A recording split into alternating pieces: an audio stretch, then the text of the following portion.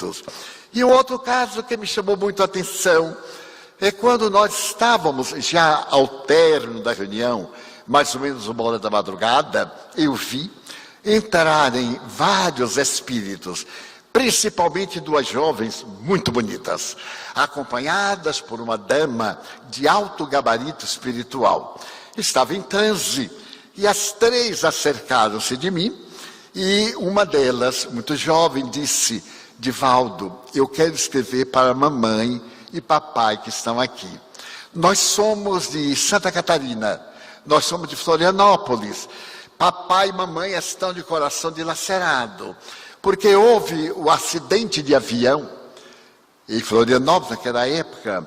Uma companhia aérea foi vítima de um choque, o avião bateu numa das montanhas, já no aeroporto, e foi um desastre, uma fatalidade muito grande. E morreram essas 2 irmãs da família Koenig, uma família descendente de alemães, que mantém uma rede de casas comerciais no estado de Santa Catarina. E eu quero escrever a mamãe, meu nome é Jane.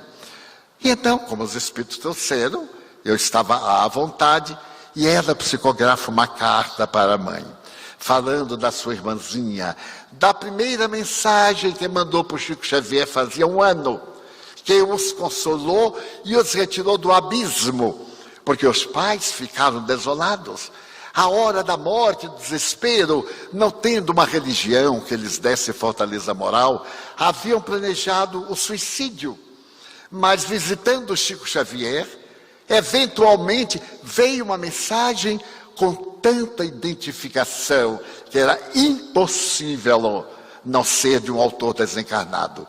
E os pais ficaram jubilosos, voltaram a Florianópolis muito bem, e agora retornam 1 ano depois, e através de uma pessoa que eles nunca viram a mim, nem nunca eu os vi, isso foi em 81, vem novamente a filha e confirma com novos dados, novos familiares desencarnados, novos amigos da família que se ligou a eles depois da morte que ela não havia conhecido na Terra, para demonstrar o amor, mamãe.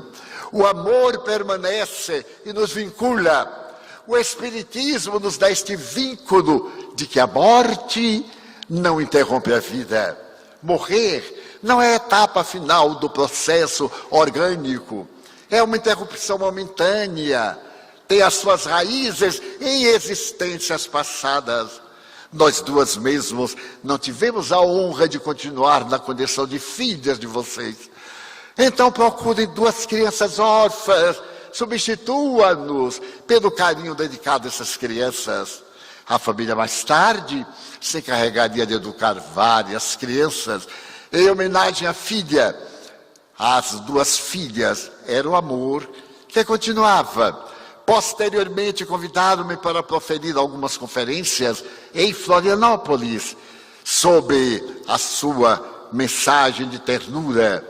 E fomos conhecer a família, aquelas pessoas a quem se referiram, o seu namorado. A Jane estava noiva. E na carta refere seu namorado e conforta-o. E disse uma coisa que me sensibilizou muito. Liberava-o para se casar com outra. Imagine uma mulher liberar o namorado para casar com outra. Deus tenha misericórdia. É muito amor. Mas então eu me lembrei de algo muito curioso. Muitos anos antes, um rapaz de Belo Horizonte chamado Arnaldo Rocha havia ficado viúvo e era materialista, um materialista terrível, e ficou ainda mais revoltado com a vida. Caminhava ele um dia pela rua da Bahia e de repente veio um senhor relativamente baixo, gordinho, e disse: Naldinho, eu quero falar com você. Arnaldo Rocha virou para ele e disse assim: ué, por que me chama Naldinho? Naldinho, eu sou Bebê, a namorada, a esposa que havia desencarnado. Eles viveram 11 meses, ela teve uma cardiopatia e desencarnou. Ele teve um choque, porque aquele homem gordinho, Chico Xavier já foi gordo, Todo mundo já foi gordinho e agora é um desastre. A gente quer ser e não pode. Quanto mais quer ser, mais engorda. Quanto mais quer emagrecer, mais engorda o oposto.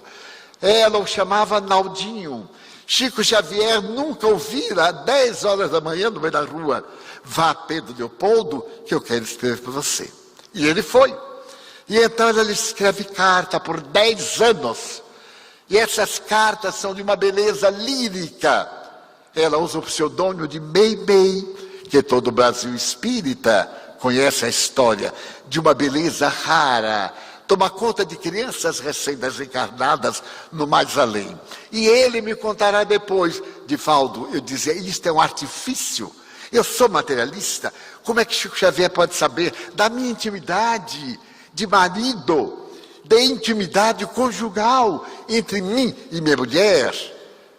E com o tempo ela foi amansando a fera, sabe como são as mulheres, e colocou bem no jeito. Arnaldo tornou-se espírita e veio trazer na literatura mediúnica 2 obras colossais, porque ele criou uma sessão mediúnica na qual Chico Xavier recebia entidades, e naquele tempo surgiram os gravadores, a partir dos anos 50, e eles publicam 2 livros notáveis, trazendo mensagens de vários quilates do mundo além, vozes do grande além, instruções psicofônicas. E Meimei, por volta de 1956, ela estava escrevendo Arnaldo ao viúvo, e Emmanuel, o guia Xavier, de Chico Xavier, diz: Meimei, esta é a última carta que você faz ao seu marido. O amor continua no além, mas o casamento não. Você não vai ficar mandando mensagem de ternura a um homem no uso das suas funções. Você se o ama, você vai ceder o passo a outra e vai dizer a ele que não virá mais tão cedo se comunicar. E vai apresentá-lo à futura esposa. E ela então diz a Emmanuel: mas como? Eu vou oferecer meu ex-marido para alguém? Vai, porque se você o ama, liberta-o, não o retém. Então, me contou Chico Xavier que ela ficou muito triste, porque repartir marido, mesmo do além, não é lá grande vantagem. Mas, por fim, ela fez uma carta linda que eu li. Diz assim: Naldinho, temos hoje tarefas diferentes que convergem para o bem.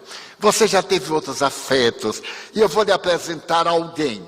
E eu vou dizer a este alguém: minha irmã, já que eu não tive a honra de continuar como sua esposa, eu lhe empresto meu marido para você tomar conta, até ele desencarnar e naturalmente voltar para os meus braços. Porque a mulher assim é generosa, ela reparte naturalmente um pouco. E se deu exatamente o contrário, porque Arnaldo dizia: eu não me casarei nunca mais. Quando alguém diz assim, não me casarei nunca mais, é até aparecer. Na hora que aparece, casa, recasa, tricasa, casa várias vezes. E ele casou-se e ficou viúvo novamente. Eu digo: nossa, Arnaldo, você é o aranha negra, porque tem a mulher, não é? A viúva negra, você é o viúvo negro. E casou-se pela 3ª vez e ficou triviúvo. E Deus o desencarnou logo antes de se casasse novamente, porque o homem era um perigo. E eu agora fiquei perguntando o que é que Meimei fez no além para poder enfrentar 2 outras coleguinhas, porque uma vai lá, mais 2, e 3 enfrentando o mesmo cidadão. Deve ter sido difícil. O amor continua, porque esse amor é a alma da vida. Eu me recordo de algo que me tocou profundamente a alma, e isso deve ter mais ou menos um mês. Eu estava meditando, quando um espírito me apareceu e me contou a sua história. Eu narrei essa história há poucos dias.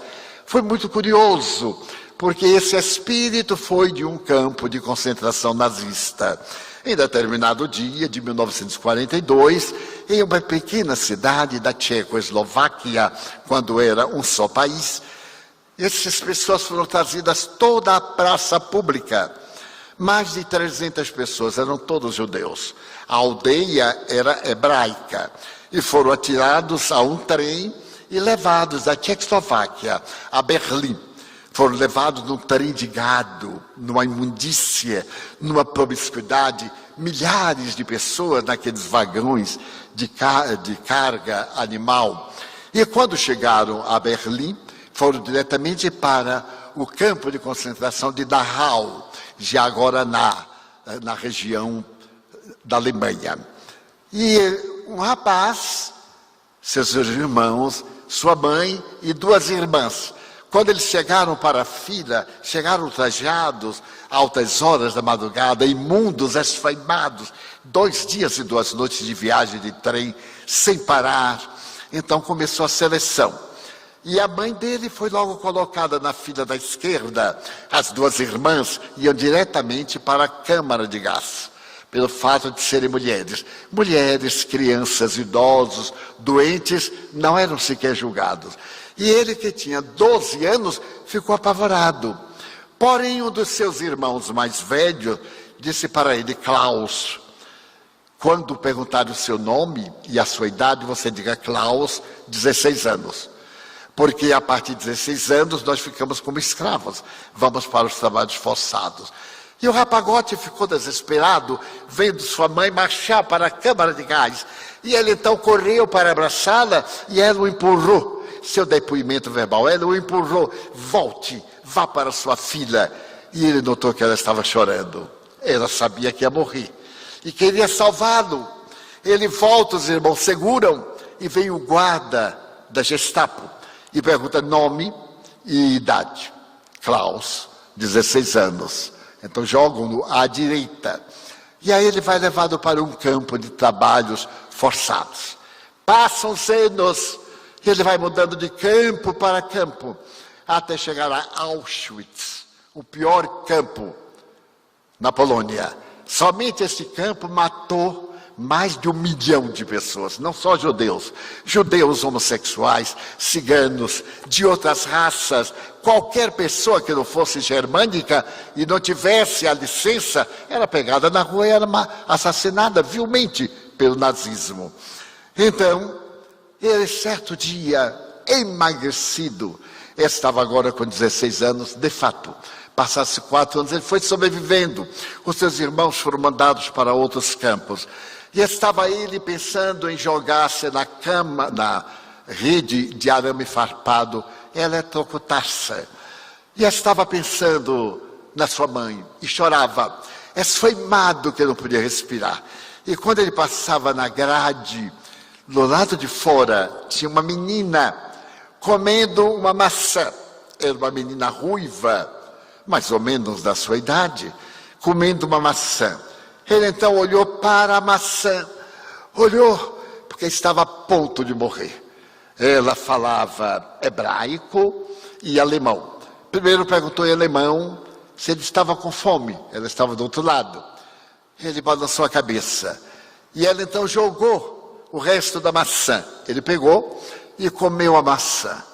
E ela disse: amanhã, neste horário eu volto. Ele achou que era alucinação, que era o delírio da fome. No dia seguinte, mais ou menos entre 9 e 10 horas, ele voltou cambaleante, nos trapos, e passou perto, lá estava a menina, agora com a maçã inteira, e jogou-a, e ele agradeceu. Isto aconteceu durante 1 mês. Por fim, ele soube que no dia seguinte ia morrer. Era 1945. Não tinha escapatória. Ele ia para a chamada e aí lembrou-se da moça da maçã, que todo dia vinha, mais ou menos às 10 horas da manhã. Muito comovido, ele se dirigiu, na véspera, até o campo, a cerca, e lá estava ela. Ela jogou a maçã e disse: amanhã. Ele disse: não, amanhã não volte, eu vou ser transferido de campo. Não falou com ela que ia morrer. Vou ser transferido de campo, então não volte mais. Muito obrigado, adeus. Ela então olhou bem para ele e lhe disse: Alfred, assim, adeus. Abaixou a cabeça a ela e saiu chorando. Ele então notou que a amava, bom, ou necessitava dela. Muito difícil. Eram sentimentos controvertidos. Ele agora já amava também a vida, apesar daquela situação deplorável, ele queria viver para vê-la, não tanto para comer a maçã, para vê-la. E no dia seguinte, às 9 horas, ele começou a se preparar para a chamada final. Havia pouco menos de 800 pessoas ali no campo, em Dachau. Então, ele se levanta, todo trapos, e houve uma zoada incomum. A torre onde estava a metralhadora começa a badalar um sino. E então os alto-falantes começam a gritar: o campo está livre. Os russos haviam chegado e conquistaram o campo. Os nazistas fugiram. E as pessoas que estavam soterradas nas privadas, em buracos feitos dentro das câmeras, começaram a sair verdadeiros cadáveres. E ele também, caos. Quando ele viu a porta imensa aberta, os tanques russos, a bandeira da Rússia e vários idiomas ali nos alto-falantes, até no idioma tcheco, dizendo: liberdade, estamos ganhando a guerra, neste momento estamos bombardeando Berlim, estamos chegando, vamos destruir tudo. E ele desmaia. Quando acordou, estava no campo de refugiados. Era quase um cadáver.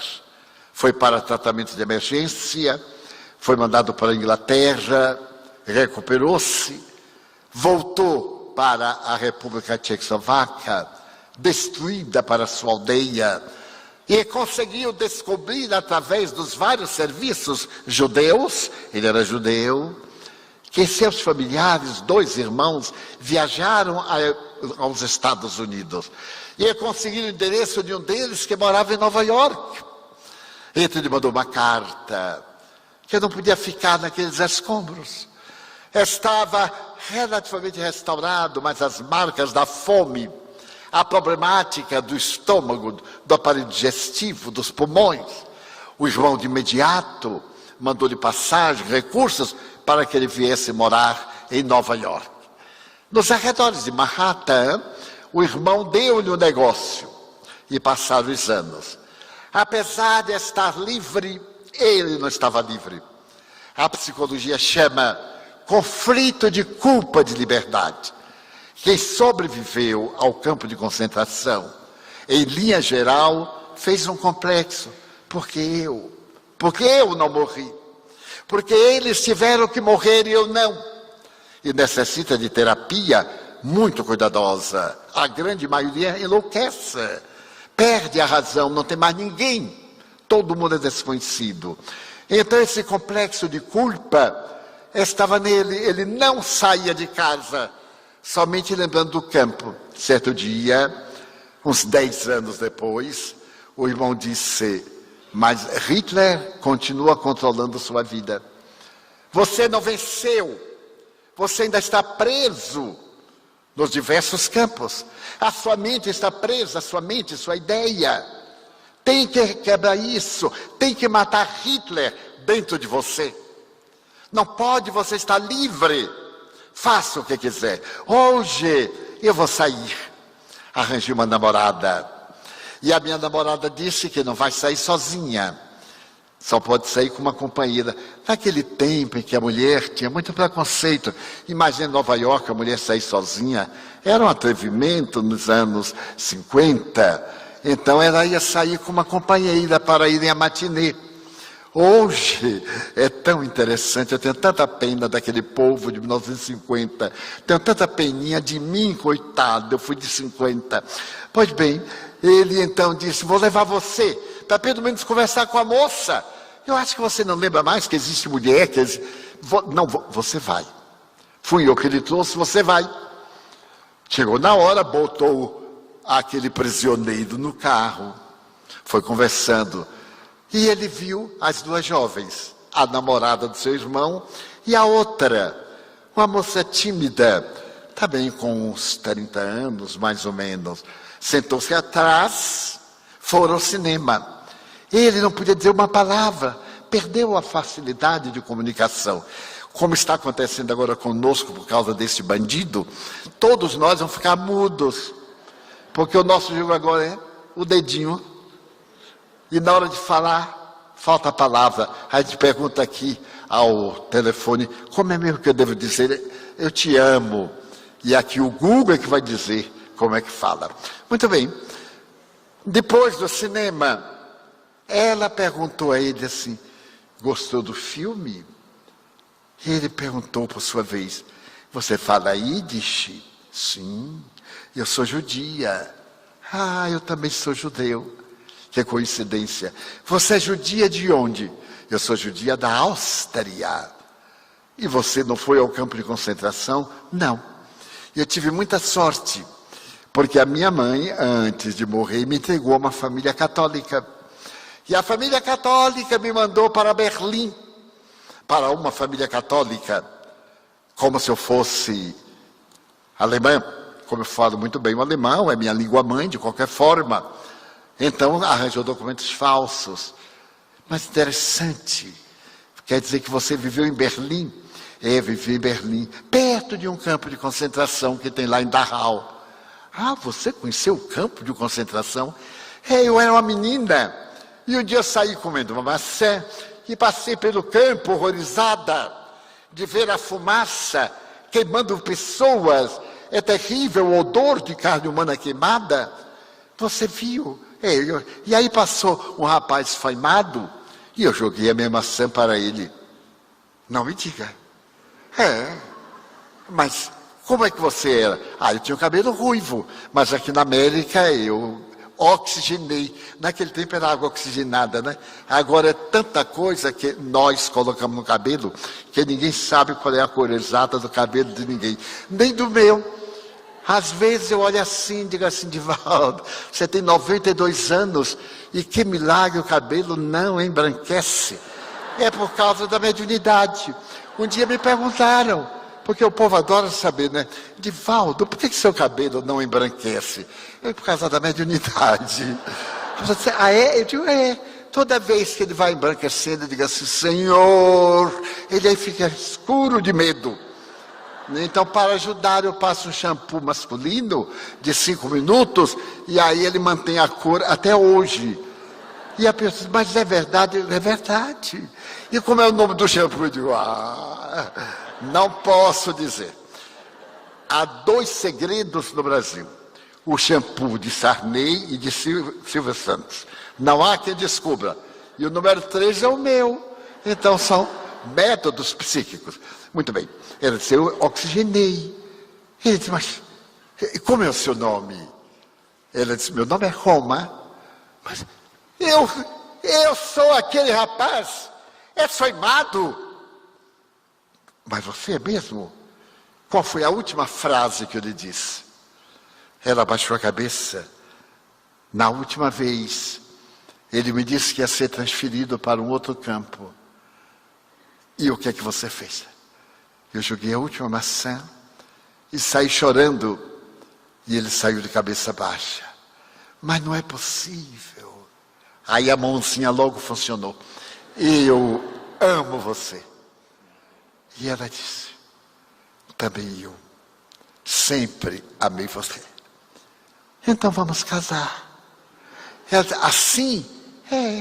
Porque eu lhe amo desde aquela época. Já tem, o nosso noivado tem mais de 10 anos. Antigamente não precisava apresentar, não precisava nada. Amava depois. Ela disse, não, mas aqui na América é diferente. Eu vou lhe levar a minha família adotiva para ter o prazer, porque todos conhecem a história. E ele foi apresentado, casou-se, veio morar na Flórida, teve 2 filhos, desencarnou, deixou netos. E a sua história foi transformada numa película cinematográfica. Ele me contou, O Menino de Pijama, chama a película cinematográfica. E me contou a sua história desse amor que continua, esse amor vivo, vibrante, que uniu essas almas de uma maneira incomparável. Então, quando o amor é verdadeiro, nada o destrói, porque o amor é um vírus. Tem o vírus destrutivo e tem o vírus sublime do afeto. Ele nos dá vida, ele nos mantém, nos dá alegria de viver. Porque a vida sem amor, vamos utilizar de Viktor Frankl, o extraordinário psiquiatra, que também esteve no campo de concentração, e escreveu uma das mais belas biografias do século XX. O sentido da vida é a história desse psiquiatra que foi para o campo de concentração e se tornou um dos 3 maiores psiquiatras do mundo do século passado. Ele se tornou doutor honoris causa 10 vezes na América e falava imensos idiomas, inúmeros. Viktor Frankl criou uma doutrina. Qual é o sentido da sua vida? Porque uma vida que não tem sentido é uma vida vazia, é uma vida sem significado. E Carl Gustav Jung, o psiquiatra suíço, escreveu: uma vida vazia é uma vida sem sentido. É uma vida que não existe. E mais tarde Jung voltará a escrever: tu podes ser a pessoa mais erudita da Terra, ter cultura, ter estados acadêmicos, mas toda vez que estiveres diante de uma alma, tu estás diante de uma alma. Ama a essa alma. Isso é fundamental, é a questão da mensagem arquetípica do amor que vem de gerações transatas, desde quando nós éramos apenas instintos.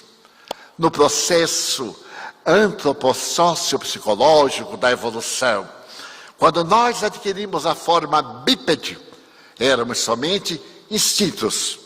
Aprendemos a falar com os pássaros, mas antes de aprendermos a falar, aprendemos a escrever.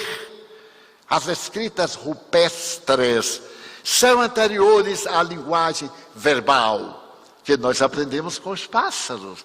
Eles emitindo sons e nós emitindo guinchos, naquele Pithecanthropus erectus. E nesse momento nós apenas possuíamos 3 instintos básicos: comer, dormir, fazer sexo. Há muita gente que até hoje está aí parada. Come, dorme, faz sexo, está contente.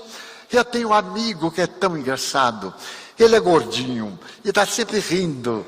Sempre me dá a sensação que ele está acabando de acordar, porque está com a bochechinha alegre. Eu pergunto: como vai? Graças a Deus, acabo de comer. Então está feliz. Encontro mais tarde: olá, como vai? Morrendo de sono. É o segundo instinto. E de vez em quando digo: como é que vai a sua vida afetiva? Afetiva não, sexual. Tudo bem, tudo legal. Os 3 instintos. E então a antropologia diz que de repente, quando o nosso neocórtex, o terceiro cérebro, colocou-se sobre o cérebro mamífero, nosso queixo recuou, nossa fronte cresceu. E então veio aqui o neocórtex e a primeira emoção. A primeira emoção que nós tivemos foi o medo. Que coisa curiosa. Um dia o homem primitivo estava na caverna e estava acostumado na caverna. Era como um cão, um gato, um leão, uma cobra. Não tinha emoção porque não tinha cerebração pensante. Não tinha o neocórtex. Mas de repente ele viu alguém cair. Mas toda vez caía. E se decompor. Pela primeira vez ele teve medo. Ele disse assim: mas vai me acontecer. Notem como nasceu a inteligência. Vai me acontecer. E ele começou a ter medo. Com medo que aquele voltasse. O que fez? Arrancou a cabeça e colocou na entrada da furna. Foi o primeiro culto religioso. Para evitar que o fantasma viesse. Ou então fez uma roda com pedras, com rabiscos da pessoa e ateou fogo para poder aquecer durante o período frio. Foi o primeiro culto religioso. Aí o medo Até hoje nós temos medo, todo mundo aqui. Se alguém me dissesse, eu não tenho medo, é a prova de que tem medo. Porque o medo está embutido. A gente tem medo de perder o emprego, tem medo da morte, tem medo da doença, tem medo da traição, tem medo de si mesmo. É um instinto que está dentro do nosso organismo emocional. Depois, alguns milhões de anos, surgiu a segunda emoção, que foi a ira. A ira é interessante. O homem sai da caverna porque ali dentro ele era devorado pelos animais ferozes. Os animais entravam, não tinha saída. E o homem não raciocinava. Ele agora, por medo, saiu. E toda vez que ele tinha medo, ficava com raiva. Todos nós ficamos. Se alguém pisa em nosso pé, porque isso é fisiológico, nós temos uma descarga de adrenalina das suprarrenais, e então damos uma cotovelada. E perguntamos, você é cego? A gente primeiro reage, depois age. Eu me lembro quando eu era jovem, eu também já fui jovem. Eu, quando era jovem, depois de uma luta imensa, eu comprei a coisa que mais eu desejei na minha vida. Um sapato marrom e branco. Olha que gosto. Mas naquela época, 1950, eu então comprei o tal de sapato marrom e branco. E entrei no ônibus. E ao invés de eu entrar no ônibus que ia para o bairro elegante, eu entrei no ônibus periférico, que foi para o subúrbio. E o ônibus foi enchendo. E eu me lembrei de alguém pisar no meu sapato. Aí eu tive medo. Fui recuando, até chegar no lugar que eu não podia recuar mais. De repente, entra no ônibus uma montanha. Aquele homem enorme. E eu disse, meu Deus, ele vai pisar no meu pé. E ele veio, e eu fui fugindo. Ele chegou no meu pé, 110 quilos no meu sapato marrom e branco. Eu chorei de pena do meu sapato. Não foi de dor. Mas quando ele pisou, me veio uma raiva. O sangue subiu, mas ele era uma montanha. Aí a raiva se transformou em gentileza. Eu toquei no ombro dele e disse, o senhor não está sentindo uma coisa mole embaixo do seu pé? Ele disse, estou. Eu digo, é meu pé. Tire sua pata de cavalo de cima do meu pé. Quando o homem tirou, arranhou meu sapato. Mas eu tive uma ira. Eu desci, porque a minha coragem dentro do ônibus era relativa. Quando eu desci que o ônibus fechou a porta, eu tive uma coragem. E lá no Nordeste nós temos uma forma de ameaçar o outro. Quando nós estamos brigando com alguém, fazemos assim. Você me paga. Mais uma pessoa lá e a gente... Então eu ameacei o cara, aquele homem enorme. E fugi, claro. E eu já era espírita. Mas ao invés de agir, por enquanto eu ainda reagia. E me arrependi. E digo, se este homem me encontrar e me der um soco, desencarna, minha cabeça vai parar no oceano. Um mês depois, mais ou menos, eu estava atendendo lá na Mansão do Caminho, uma fila. E quando eu levanto o braço, olha a montanha. Eu disse, meu Deus, ele descobriu onde eu moro e veio avaliar. E o homem foi chegando e o medo foi tomando conta. À medida que ele chegava, o medo e a raiva, eu digo, se disser assim, eu vou dizer isso. E qualquer coisa eu pego aqui um banco, derrubo este homem. Isso porque eu fazia a caridade. Imagine se eu não fizesse a caridade. Mas é que a espírita tem raiva com amor evangélico. Então, com todo o amor evangélico, a gente tem raiva. O meu filho médico diz assim, tio, a gente põe o evangelho do lado, atua e depois volta para o evangelho. Então, foi muito interessante que ele foi chegando, eu já estava trêmulo. Quando ele chegou, eu era um rapagote de uns 25 anos. Ele disse assim, o senhor se chama Divaldo? Eu disse, chamo. E levantei a cabeça para ver se ele me conhecia. Ele disse, Divaldo, eu vim lhe pedir uma caridade. Eu digo, nossa, ele veio fazer uma caridade, porque se ele não me agredia, uma caridade. Eu disse, pois não, é que eu sou um brutamontes. A minha mulher está louca.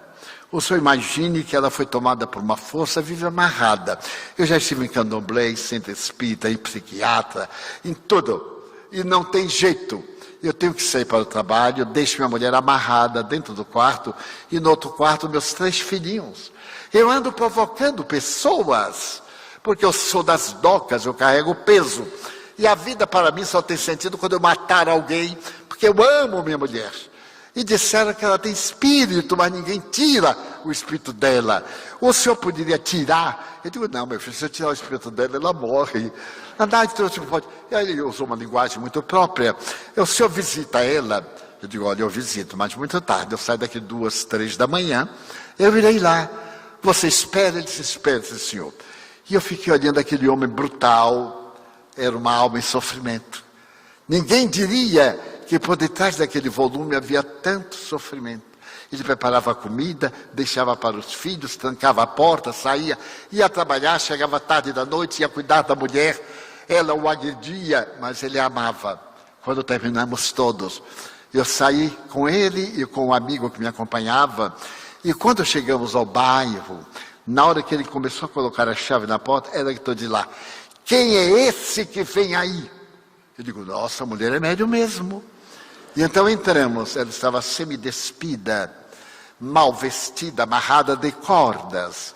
E eu vi a entidade perversa que a odiava e que odiava o homem. Então o Espírito começou a me dizer blasfêmias. E eu falei para ele assim, desamarre-a. Ele disse, não posso, ela arrebenta tudo. Eu digo, pode ficar tranquilo. Mas ela vai agredir o senhor, porque o senhor é fraquinho. Eu digo, não, não sou não. Eu tenho outra força. Ele disse, mas o senhor, o risco é seu. Com todo valor. Ele desamarrou. Quando ela avançou para me agredir, eu falei assim, bem baixinho, mas meu irmão, ele disse, é uma mulher. Eu disse, não precisa me ajudar, fique tranquilo. Meu irmão, você é um covarde. O Espírito parou. Você está me vendo? Eu digo, é lógico. Você está se utilizando da ignorância dessas pessoas para a sua aparente invisibilidade, para maltratar esta família. Que mal ela lhe fez. Ela não me fez mal, ele. E aí contou uma história trágica desta encarnação. Era o inimigo desta encarnação, inimigo dele. E estava ali vingando-se. Eu conversei um pouco e disse, deixe-me vestir. Você não vai permitir que essa senhora que é mãe fique nesse estado. Envolvemos-la em um cobertor, depois vestimos-la e continuamos conversando. Mais ou menos meia hora depois, o Espírito me disse assim, mas o que é que você quer me pedir? Não, quero pedir que você vá em paz. Mas para onde eu vou? Eu não sei o que está me acontecendo. Ele havia desencarnado, mas não tinha ideia, é óbvio. Era como alguém que dormiu num lugar e despertou no outro. Expliquei-lhe muito sucintamente, ele disse, bons espíritos vão ajudá-lo, vão levá-lo para um lugar de repouso e de paz. E depois, nós vamos cuidar de você. Apliquei-lhe o passe, ela adormeceu, ficamos ali até amanhecer. Quando ela acordou, absolutamente lúcida, perguntou ao marido, aonde eu ando? O que é que tem acontecido comigo? Não lembrava de 3 meses de obsessão, uma possessão mediúnica do amor imenso entre ela e o seu marido. O amor deles continuava, mas o mal que ele fez também continuava. Nossos atos prosseguem.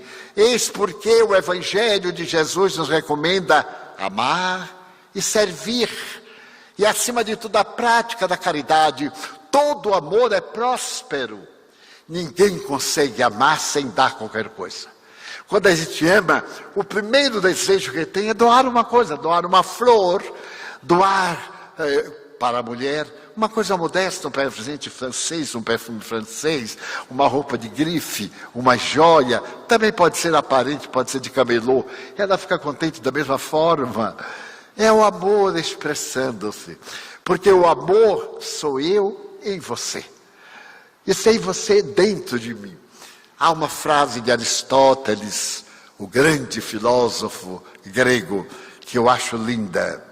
Quando nós amamos alguém, somos 2 corpos e uma alma, porque nos identificamos de tanta forma que os corpos variam, mas a alma é a mesma.